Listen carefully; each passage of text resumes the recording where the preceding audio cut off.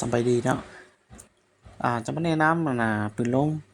ตัวนี้มัน Tactical เนาะTactical ใส่ทางคาร์บอนกล้องเป็นกล้อง BSA นะพับไทยตัวนี้สามารถพับขึ้นลงได้เนาะหรือว่าดึงขึ้นดึงยาวดึงสั้นได้เนาะพับไทยตัวนี้ทางนี้เป็นทางคาร์บอนเนาะเราเป็นเรา10เกลียวนะยาว40สั้นนะสนใจก็ทำได้เนาะตัวนี้งามตัวนี้นี่ครับประกันนะเรา10เกลียวตัวนี้ถือดีตัวนี้กล้องเป็นกล้อง BSA China เนาะรุ่นใหม่ล่าสุดของปี2026นี่เนาะกล้อง BSA China แต่มันก็แจ้งดีเนาะพับไทยตัวนี้เขาสามารถพับได้เลยว่าดึงขึ้นลองให้มันเข้ากับสายตาเราได้หมดเนาะนี่งามตัวนี้ทางในจะเป็นไม้บัวเนาะจะเป็นไม้จ้ำเนาะนี่ไม้จ้ำตัวนี้เป็นไม้จ้ำดำตัวนี้บ่มีสีเนาะตัวนี้นะจะเป็นเส้นดำตัวนี้ปกติของมันนะจะเล่นแจ้งก็แจ้งดีบ่เคลื่อนเนาะตัวนี้นะเพราะว่าการเล่า10เกี่ยวตัวนี้ถือดี ส่วนตัวนี้เป็นฟัตโตเนาะฟัตโต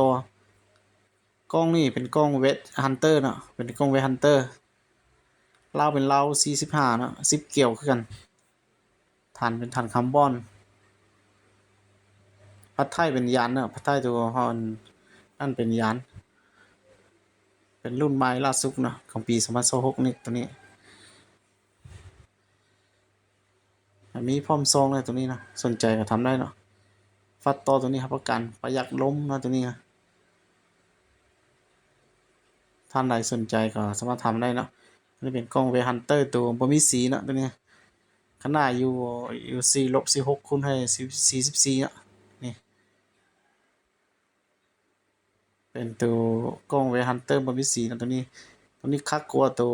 BSA น้อยนึงเนาะตัวนี้เป็นตัวปรับลมเนาะปรับแห้งกับปรับค่อยเนาะตัวนี้เวลายิงสักแง่ก็ปรับไม่แห้งเนาะเวลายิงนกก็ปรับ